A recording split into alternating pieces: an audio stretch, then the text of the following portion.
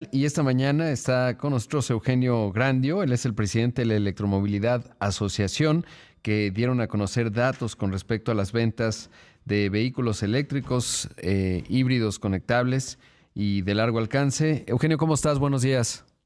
Buenos días, ¿cómo está Rodrigo? Con gusto de saludarte. Oye, bueno, pues fueron buenos datos. Evidentemente se vendieron casi 100,000 vehículos el año pasado. Estamos hablando de un crecimiento de 38%.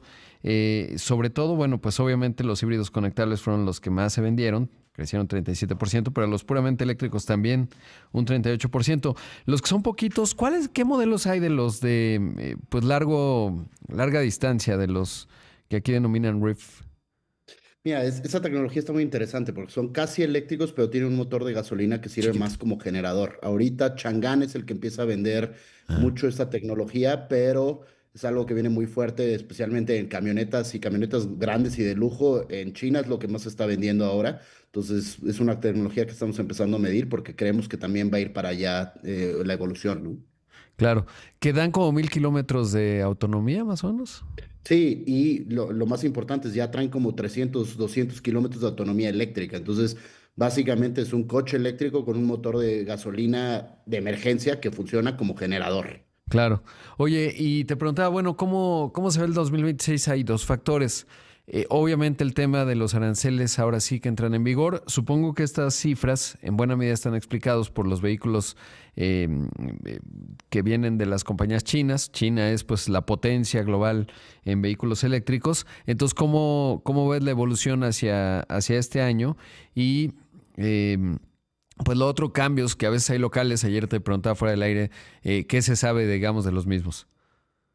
Mira, yo creo que es un año, va a ser un año muy interesante porque durante los últimos 10, 15 años los gobiernos habían sido muy comprometidos con la tecnología en desarrollarla y eso ayudó que esta fuera madurando, que fuera bajando de precio, que llegáramos a estas economías de escala.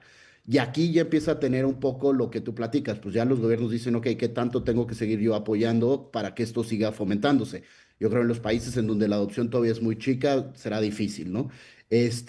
Más bien, es importante no cambiar la dirección, especialmente porque esto va ligado a lo que siempre hemos hablado, un tema de calidad de aire, de salud, de cambio climático. Luego tienes, por ejemplo, algunos mensajes interesantes. Mucha gente dice, no, es que Europa ha reducido su ambición de llegar a 100% a coches eléctricos.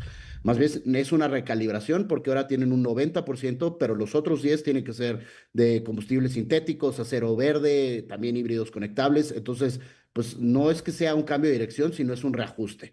Tienes China, que ese dato a mí me impresionó, Rodrigo. Ya venden más coches eléctricos e híbridos conectables que coches de gasolina. Fue un 54%. Y el dato más interesante es, solo de esos coches, que son como 15 millones de coches, venden más coches eléctricos e híbridos conectables que los americanos coches. Wow. Entonces, esto quiere decir que el mercado más grande del mundo ya empieza a un nivel de madurez de más de la mitad que va a ir jalando. Y además, hace poco leía un análisis muy interesante con todo esto, lo que está pasando en Venezuela, con lo que puede venir de Sí. una crisis de petróleo, pues lo único que van a hacer es acelerar esa estrategia ellos Claro. mismos, ¿no? Sí, de hecho, en Y, parte y- de los, digamos, del racional de China, Xi Jinping, sobre todo, que fue quien le empezó a impulsar fuerte, pues tiene que ver con eso. China no produce petróleo. Si te quieres transportar, pues era buena idea entrar al sector eléctrico, en donde China no había logrado con combustión interna tener grandes jugadores globales, y sí lo logró con los eléctricos, ¿no? Y hoy los insumos, por ejemplo, baterías, y ahí de los aranceles, pues es interesante, pues vienen en buena medida de China, ¿no? Son los campeones en muchos temas renovables. Pero te interrumpí. no, no, no, justo, porque además tú hablas del tema de baterías. Como los chinos veían esto y fue una decisión estratégica, no nada más ambiental, sino una cuestión como de soberanía energética, si tú quieres llamarlo. Por eso es que ahora todo el mundo está comprando baterías chinas, porque ellos llevan 15 años de evolución en donde desarrollaron las cadenas de suministro, tienen los contratos para sacar los materiales críticos como el litio, el cobalto, todas las cuestiones que se necesitan para hacer una batería, especialmente. Mucha gente habla de litio y estos otros materiales, pero la verdad lo que más se necesita son materiales como el níquel, el grafito, y ellos son lo que han avanzado muy bien y es por lo que también los mismos fabricantes tradicionales les compran las baterías a ellos, que eso pone hasta en juego un poco las discusiones que fueron la base de los tratados de libre comercio sobre las cuestiones de contenido de origen, porque casi todos, aunque compres un coche alemán, aunque compres un coche americano, la batería es muchas veces china. Entonces ya no es tan fácil esas líneas, ¿no? Y en sentido contrario tienes a Estados Unidos que por primera vez decrece de todas maneras poco, un 2%, son casi 7 millones de coches lo que se venden, perdón, sí, 7 millones de coches lo que se venden, pero con señales diferentes de fabricantes retrasando sus planes. Pero Ujú. un dato que creo que puede ser interesante también, Rodrigo, el coche más vendido eléctrico después de Tesla, el tercero y el cuarto, son coches hechos en México. Y solo esos dos modelos vendieron más de 100,000 coches en Estados Claro. Unidos. Cuando Entonces, dices esto 7 quiere decir, millones son eléctricos, ¿no? Y eléctricos conectables sí, en justo. Estados Unidos, sí.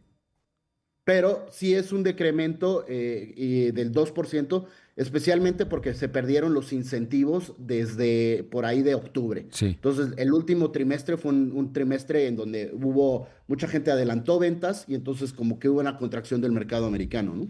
Claro. Oye, y los cambios, sobre todo porque parece que hay cambios en la Ciudad de México en términos de, teóricamente, bueno, hay dos componentes, circulan siempre, pues eso es obvio. Dos, el tema de que están exentos de la tenencia. Y bueno, pues podrían pagar referendo, pero sobre todo muchos de estos coches pues son arriba de 600,000 pesos y ahí parece que vienen cambios.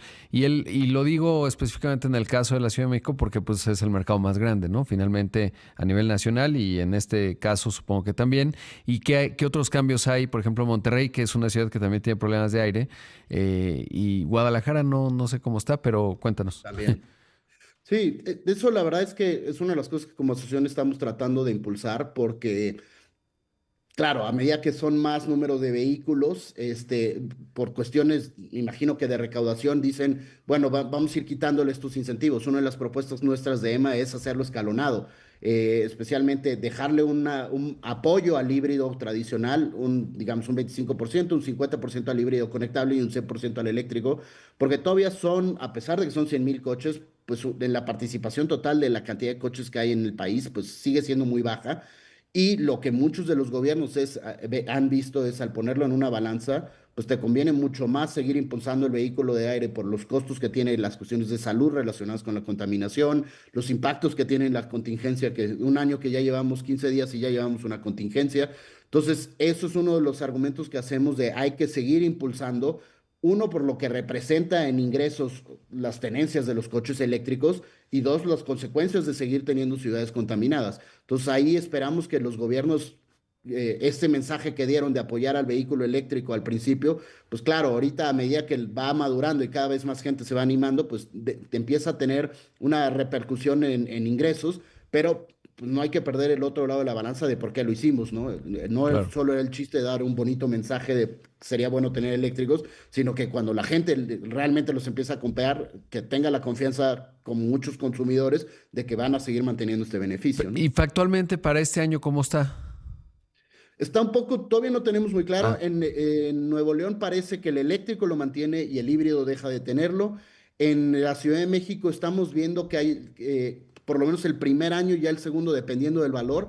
Hemos estado tratando de investigar y hemos estado buscando también a finanzas de la Ciudad de México para entender cuál es esto y poder proponer este mecanismo que sea también escalonado, porque lo que ha pasado en casi todos los mercados que han ido madurando, o sea, sí, también hablando de otros países, Noruega ya llegó al 96% de eléctricos. sí, Ellos sí subsidiaron al principio al híbrido y al híbrido claro. conectable. El híbrido desde hace como 5 o 10 años ya no recibe ningún beneficio. El conectable todavía tuvo una evolución y a este año ya fue solo para el eléctrico. Entonces creo que tenemos que ir buscando modelos así para que nos lleven más especialmente lo que nos interesa es el tema de cero emisiones, ¿no? Claro, Mucha gente habla de dónde viene la energía, pero inclusive con la energía como se produce en México, tenemos hasta un 60% de ahorro contra un coche de combustión tradicional, ¿no? sin duda clave. Mi querido Eugenio, pues seguiremos platicando a ver cómo va evolucionando con los meses este asunto. Te mando un gran abrazo. No, muchas gracias por el espacio. Ahí escuchamos a Eugenio Grandio, el presidente de la Electromovilidad Asociación en México.